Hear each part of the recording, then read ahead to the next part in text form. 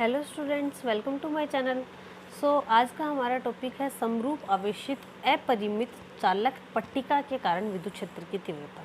इससे पहले वाले टॉपिक में हम लोगों ने किया था अचालक परत के कारण विद्युत क्षेत्र की तीव्रता। तो देखो, वो अचालक थी और ये चालक है, और वो सिर्फ परत थी एक, ठीक है, यानी कि उसकी कोई मोटाई नहीं थी। यहाँ पर है पट्टिका, तो पट्टिका की क्या होगी, मोटाई भी होगी कुछ ना कुछ। तो इन दोनों टॉपिक के बीच में आपको डिफरेंस पता होना चाहिए। आपको ऐसा नहीं करना है कि कंफ्यूजन के कारण एग्ज़ाम में आया है कुछ और आपने कर दिया है कुछ और, ऐसा आपको नहीं करना है। तो यहाँ पर हम लोग सबसे पहले डायग्राम बनाते हैं और समझते हैं कि दोनों में डिफरेंस क्या है। तो देखो यहाँ पर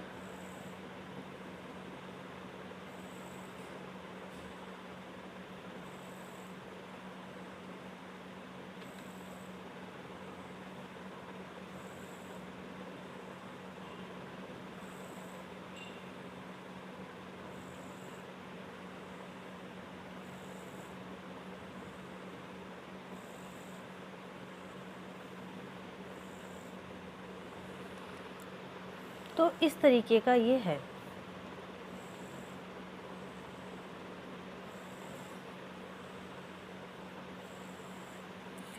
अब आप समझ गए होंगे कि किस तरीके से ये, इसकी मोटाई भी है कुछ, ठीक है, इस तरीके से। अब ये किस टाइप का है, चालक टाइप का। तो आवेश कहाँ होगा, बाहर की साइड, ठीक है, बीच में, यानी कि इसके बीच का जो हिस्सा है उसके अंदर आवेश नहीं होगा। कहने का मतलब है कि आयतन में आवेश नहीं होगा, सिर्फ और सिर्फ सतह पर आवेश होगा।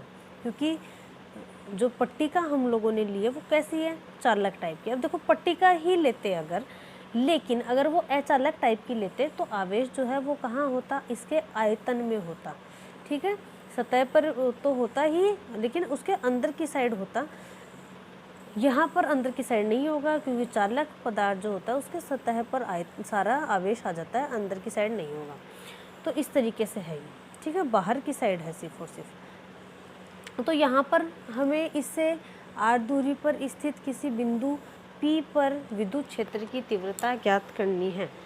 तो सेम वही क्वेश्चन जो कि इससे पहले जो दो टॉपिक हमने किए हैं उसके अंदर हमारे पास आया था कि जो ये बिंदु P हम लोगों ने लिया है, ये किसी भी बंद पृष्ठ में सम्मिलित नहीं है। बंद पृष्ठ में अगर नहीं है तो हम लोग यहाँ पर गाउस का नियम नहीं लगा सकते। तो गाउस का नियम लगाने के लिए सबसे पहले एक अल्पांश हम लोगों ने लिया है, और उस अल्पांश को लेते हुए यहाँ पर इस बिंदु P को हमने क्या किया है, क्लोज्ड किया है, यानी कि बंद पृष्ठ में सम्मिलित किया है। तो एक बेलन बनाया है, यहाँ पर भी, इसके अंदर भी ये जो पट्टिका है इसका भी सबसे पहले एक छोटा अल्पांश लिया है, उसके बाद हम पूरे के लिए करेंगे, लेकिन सबसे पहले छोटा अल्पांश ले रहे हैं जो कि है ds, और इससे ये जो है ये r दूरी पर स्थित है। अब ये जो बेलन लिया है, इस बेलन के 3 पृष्ठ हैं। एक ये हो जाएगा यहाँ पर S1, एक हो जाएगा ये S2, और ये जो ऊपर वाला जो इसका बेलन का वक्र पृष्ठ है, और तीसरा है ये जो बेलन का वक्र पृष्ठ है ये S3, ठीक है। अब देखो यहाँ पर क्या है, ये जो S1 है, ये S1 कहाँ पर है, ये जो पट्टिका है इसके अंदर एक हिस्सा जो है इस पट्टिका के अंदर है, ठीक है।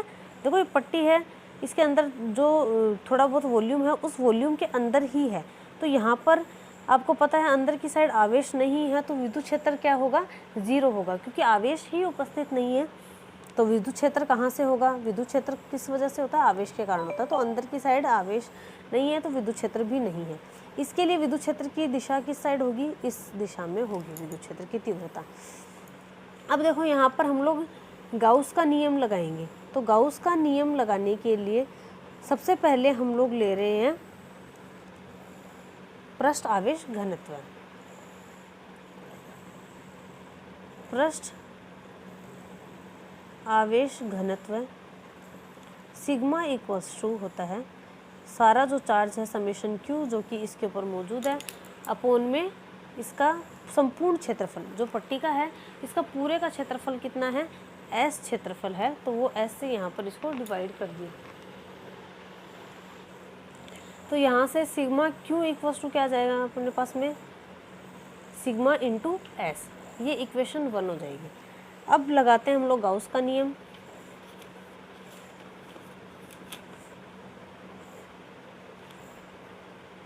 तो गाउस के नियम से, गाउस का नियम क्या होता है, फाई यानी कि विद्युत फ्लक्स इक्वल्स टू बंद समाकलन E vector dot D S vector equals to sigma Q upon epsilon naught. अब सिग्मा क्यू का मान यहाँ से हम लोग रख सकते हैं, तो ये हो जाएगा बंद समाकलन E vector dot D S vector equals to sigma S upon epsilon naught. अब देखो यहाँ पर ये जो समाकलन है ये सतह के लिए हमें करना होता है, इसीलिए बंद पृष्ठ के लिए यहाँ पर ये बंद समाकलन हम लोग लगाते हैं। तो ये सतह जो है, अब देखो जो सतह हम लोगों ने लिखी है, इस ये जो बेलन हम लोगों ने लिया है इसके 3 सतह है, तो ये जो समाकलन है ये 3 हिस्सों में डिवाइड हो जाएगा। S1 E vector dot D S vector plus समाकलन S2 E vector dot D S vector plus समाकलन S3 E vector dot D S vector equals to sigma S upon epsilon note.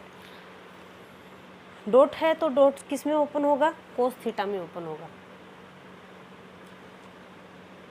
समाकलन S1 E D S cos theta plus समाकलन S2 E D S cos theta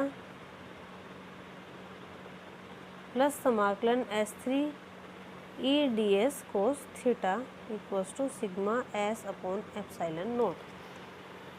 अब यहाँ से देखो theta की values हमें चाहिए, तो थीटा की वैल्यू हम लोग देख रहे हैं यहाँ। तो देखो डायग्राम से हम लोग देख रहे हैं S1 के लिए तो थीटा की वैल्यू हमें देखने की ज़रूरत ही नहीं है, क्योंकि यहाँ पर विद्युत क्षेत्र जो है वो 0 है। S2 के लिए जब देखते हैं तो विद्युत क्षेत्र की तीव्रता इस दिशा में है, S2 की भी दिशा यही है, तो थीटा इक्वल्स टू हो जाएगा 0 डिग्री। फिर S3 के लिए अगर देखते हैं तो विद्युत क्षेत्र की तीव्रता इस दिशा में है और S3 इस दिशा में है, तो थीटा इक्वल्स टू 90 डिग्री। ये वैल्यूज़ हम लोग यहाँ पर पुट कर देते हैं।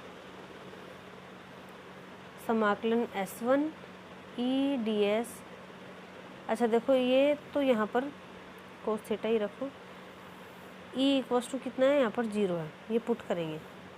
समाकलन S2 E D S cos 0 degree, समाकलन S3 E D S cos 90 degree equals to sigma S upon epsilon naught. यहाँ से ये वैल्यू जो है 0 पुट कर देंगे तो ये जाएगा 0 प्लस समाकलन E into D S plus ये कोस 90 की value 0 equals to sigma S upon epsilon naught. यहाँ से ये जो है नियत है, तो यहाँ से एक समाकलन D S equals to sigma S upon epsilon naught. अब देखो डी एस जो स्मॉल एलिमेंट हम लोगों ने अल्पांश जो लिया था उसका समाकलन, उसका क्षेत्रफल डी एस लिया था, लेकिन जब पूरे संपूर्ण पट्टिका के लिए करेंगे तो कितना माना जाएगा, एस के बराबर ही आ जाएगा। तो E into S equals to sigma S upon epsilon naught. S से एस कैंसिल हो जाएगा, तो विद्युत क्षेत्र की तीव्रता क्या माना जाएगा, sigma upon epsilon note. Vector के फॉर्म में रिप्रेजेंट करें तो एन कैप आ जाएगा साथ में। तो पीछे वाले टॉपिक के जैसे ही हम लोग इसके लिए ग्राफ भी देख सकते हैं। तो देखो यहाँ से एक तो लेंगे आर के साथ और एक लेंगे सिग्मा के साथ। तो आर जो है उसके ऊपर तो डिपेंड करता नहीं है, तो यहाँ से आर के साथ में ग्राफ कैसा आ जाएगा, जैसा कि कल हम लोगों ने किया था कि इधर ले लिया ई और इधर ले लिया आर, तो इस तरीके का ग्राफ आएगा। आर की वैल्यू चाहे कितनी भी हो जाओ, यहाँ पर ई की वैल्यू जो है चेंज नहीं होगी।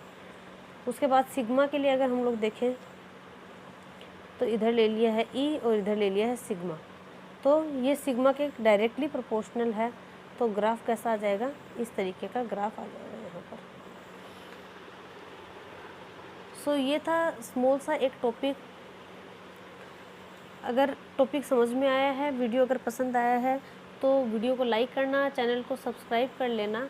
इसी तरीके के और वीडियोस के लिए चैनल पर आपको रेगुलर वीडियोस मिलते रहते हैं मंडे टू फ्राइडे। और उसके अलावा इस वीडियो को अपने और भी फ्रेंड्स के साथ में आप शेयर कर सकते हैं। सो मिलते हैं हम लोग हमारी नेक्स्ट क्लास में।